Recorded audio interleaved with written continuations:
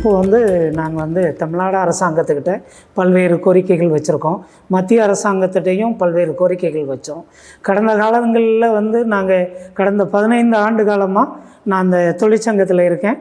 இந்த கிரில் ஃபேப்ரிகேட்டர்ஸுக்காண்டி தொடர்ந்து போராடிக்கிட்டு இருக்கேன் கோரிக்கைகளை வலியுறுத்தி.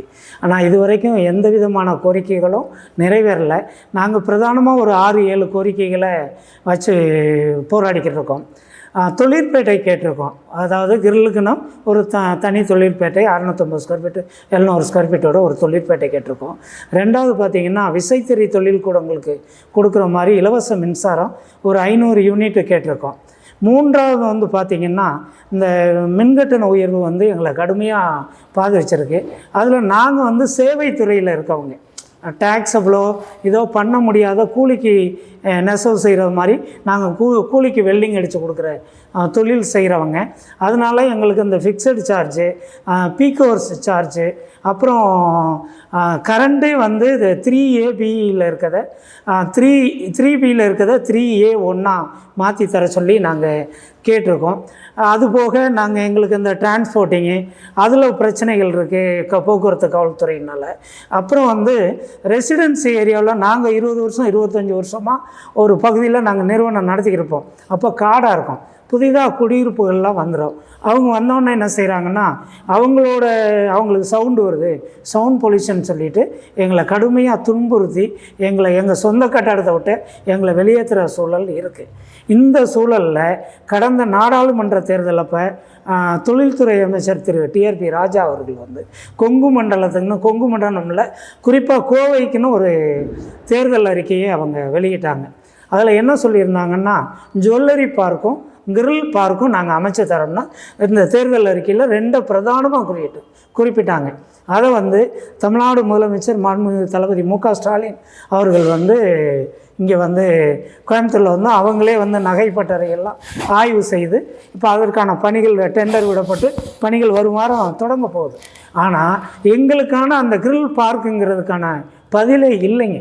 நாங்களும் பல்வேறு தடவைகள் அமைச்சர் சார்ந்தவங்கள்ட்ட நினைவூட்டலும் ஊடகம் வாயிலாகவும் எல்லாமே பண்ணியும் எங்களுக்கு அவங்க அதுக்கான செவி சாய்க்கலை. கிட்டத்தட்ட ஆட்சியே முடிகிற தருவாய்ங்க. நாங்கள் யார்கிட்ட போய் கேட்குறது? நாங்கள் வரும்னு நம்பிக்கையில் தானே நாங்கள் போராடுறோம். அப்போ எங்கள் தொழிலை எப்படி காப்பாற்றுறது? இதில் மிக முக்கியமானது என்னன்னு கேட்டிங்கன்னா சிறு குறு தொழிலில் MSME செக்டரில் அதிகப்படியான வேலை வாய்ப்பும் அதிகப்படியான வருவாயும் ஈட்டி கொடுக்குற தொழில், அதிகப்படியான தொழிலாளர்கள் பணிபுர இடம். இப்போ கோவை மாவட்டத்தில் மட்டும் கிட்டத்தட்ட 1 லட்சம் பேர் இருக்கும் லேபர்ஸ் மட்டும். 3800லேருந்து 4500 தொழிலகங்கள் இங்கே கோயம்புத்தூரில் இருக்குது. ஒரு குறிப்பாக ஒரு 2 பேர்லேருந்து 25 பேர் வரைக்கும் வேலை செய்கிறாங்க. GST கட்டுறவங்களும் இருக்காங்க. எல்லாமே இருந்தும் அரசு பாராமுகமாக இருக்குது. அரசின் 1% சலுகைகள் கூட பெறாத ஒரு துறைன்னு சொன்னால் கிரில் ஃபேப்ரிகேஷன் துறை தான். ஏன் இந்த பாராமுகம்? நாங்கள் வாக்களிக்கிறோம். இந்த சமுதாய கடமைகள் என்னென்ன உண்டோ அதை பூரா நாங்கள் தொடர்ச்சியாக செஞ்சுக்கிட்டு இருக்கோம். ஆனால் அரசு எங்களுக்கு எந்த விதமான இது இல்லை. அப்போது நாங்கள் தமிழ்நாடு முதலமைச்சருக்கு நாங்கள் வைக்கிற வேண்டுகோள் என்னென்னா, நாங்கள் இந்த நாட்டு பிரஜைகளாக இல்லையா? நாங்கள் இந்த நாட்டு தொழில் முனைவோராக இல்லையா? நாங்கள் இந்த மக்களுக்கு நாங்கள் சேவையாற்றோமா இல்லையா? ஏன் எங்களுக்கு இந்த பாராமுகம்? இதை தமிழ்நாடு முதலமைச்சர் ஏன் கேட்கல? தொழில்துறை அமைச்சர்கிட்ட பல்வேறு நினைவூட்டல் பண்ணியும் கொடிசியா பல்வேறு அரங்கங்களில் நடந்த மீட்டிங்கள்லையும் MSME சார்ந்த அதிகாரிகள் மீட்டிங்கள்லையும் தொழில்துறை சார்ந்த அதிகாரிகள் மீட்டிங்கள்லையும் நாங்கள் நினைவூட்டியிருக்கோம். அவர் தொழில்துறை அமைச்சர் TRP ராஜா கொடுத்த அறிக்கை எல்லாத்தையுமே நாங்கள் அட்டாச் பண்ணி கொடுத்துருக்கோம். 2015 அன்றைய எதிர்க்கட்சி தலைவராக இருந்த இன்றைய முதலமைச்சர் தொழில் முனைவோர் சந்திப்பு நடத்தினப்போ நான் கொடுத்துருக்கேன், மனு கொடுத்துருக்கேன். அதுக்கு வரும் ஆட்சியில் நான் செஞ்சார். கிட்டத்தட்ட 15 ஆண்டு காலம் கடந்துருச்சு. ஆனால் எங்களுக்காக எதுவுமே இல்லை. விசைத்தறி தொழில்கூடங்களுக்கு 500 யூனிட் கொடுத்தாங்க. 750 ஆக்கி 1000 ஆகிடுச்சு. நாங்கள் எங்களுக்கு இன்னும் ஒன்றுமே பண்ணலை.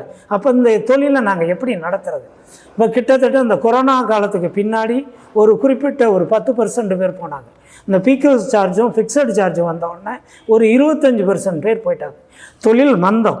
ஏற்கனவே எங்களுக்கு தொழில்கள் பல்வேறு இந்த கட்டுமான பொருட்களோட விலையேற்றத்தினால எங்களுக்கு பல்வேறு சிரமங்களை நாங்கள் சந்திக்கிற நேரத்தில் இதுவும் எங்களை வந்து இது பண்ணும்போது ஒன்றும் பண்ண முடியல, வாடகை கொடுக்க முடியல. வாடகை கொடுக்காம பூட்டின கம்பெனிகளை நாங்கள் போய் சங்கத்தின் சார்பில் போய் அவங்கள கெஞ்சி கூத்தாடி பேசி டைம் வாங்கி கொடுத்து நாங்கள் திறக்கக்கூடிய சூழல் இருக்குது. இந்த அவல நிலையை தமிழ்நாடு முதலமைச்சர் மாற்றணும். இப்போ வருங்காலம் வந்து பார்த்திங்கன்னா செங்கல் மணல் சிமெண்ட் இல்லாத ஒரு யுகம் வந்துக்கிட்டு இருக்குது. இப்போ இட்டாலி ஜெர்மன் போன்ற மேற்கத்திய நாடுகளில் பிஇபி ப்ரீ என்ஜினியரிங் பில்டிங்னு வந்துருச்சுங்க. அந்த இதில் வந்து இப்போ நீங்கள் இந்த தொழில்துறையை நீங்கள் ஊக்கப்படுத்தினீங்கன்னா, இப்போ ஒரு உதாரணத்துக்கு சொல்கிறேன், தமிழ்நாடு அரசாங்கம் கட்டணமில்லா கழிப்பறை வந்து பசுமை கழிப்பறைன்னு உருவாக்குறாங்க. அதை எங்கள் தொழிலுக்கு கொடுங்க, நீங்கள் அதை கொடுங்க.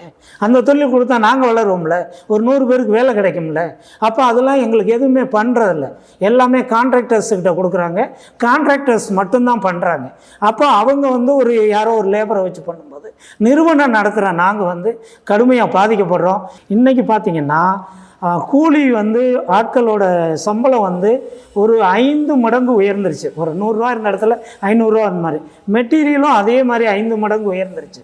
கட்டட கூலி, கரண்ட்டு பில்லு அத்தனையும் கூடும்போது, ஆனால் எங்களுக்கு லாபம் பார்த்திங்கன்னா இந்த பக்கம் ஜிஎஸ்டியும் கூடுனப்போ இப்போ என்ன ஆச்சுன்னா, லாபம்ங்கிறது இல்லாமல் இருக்கிற வேலையாட்களை தக்க வைக்கிறதுக்காகவும் நாங்களும் ஏதோ ஒரு தொழில் செய்கிறோம் அப்படிங்கிறத காமிச்சுக்கிறதுக்காண்டி தான் சொல்கிறோம். இதில் ஒரு குறிப்பாக ஒரு மிக முக்கியமான விஷயம், இந்த ரோவிங் ஸ்வாடுன்னு சொல்லிட்டு ஒன்று வந்து சேல் டேக்ஸ்லேருந்து மாநில வணிக வரித்துறையிலேருந்து பண்ணுறாங்க. நாங்கள் கொண்டு வர்றது 5000 10,000க்கு ஒரு மெட்டீரியல். அவங்க வண்டியை பிடிச்சி வச்சு எங்களை ஒரு நாள் பூரா அலக்கழித்து வச்சு பயங்கர ஃபைன் போட்டு இது பண்ணுறாங்க. இப்போ வந்திருக்க அதிகாரிகள்கிட்டெல்லாம் நாங்கள் பேசியிருக்கோம், அவங்க சரி பண்ணி தரேன்னு சொல்லியிருக்காங்க. இதெல்லாம் அரசு தன்னோட கவனத்தில் கொள்ளணும். ரெண்டாவது, இப்போ வந்து நாங்கள் கூலிக்கு வேலை செய்கிறோம். முதல்ல ஜிஎஸ்டி வந்து 12% இருந்துச்சு, மேனுஃபேக்சரிங்க்கு வந்து 18% இருந்துச்சு. இப்போ நாங்கள் 5% லேபருக்கு குறைப்பாங்கன்னு எதிர்பார்த்த நேரத்தில் அதை 18% ஆக்கிட்டாங்க. இப்போ என்ன செய்கிறாங்க, பெருநிறுவனங்கள் போகிறோம், ஜாபருக்கே நம்ம கொடுக்க வேண்டாம், நாமளே ஆட்களை வச்சு செஞ்சுக்கலாம் அப்படின்னு சொல்லி செய்யும்போது இந்த ஜாபருக்கு செய்கிற நிறுவனங்கள்லாம் நாங்கள் என்ன ஆகிறது? இதை வந்து அரசாங்கம் தான் இதை வந்து பரிசீலனை பண்ணி இதுக்கு எங்களுக்கு ஒரு உடனடி நிவாரணம் கொடுக்கணும்.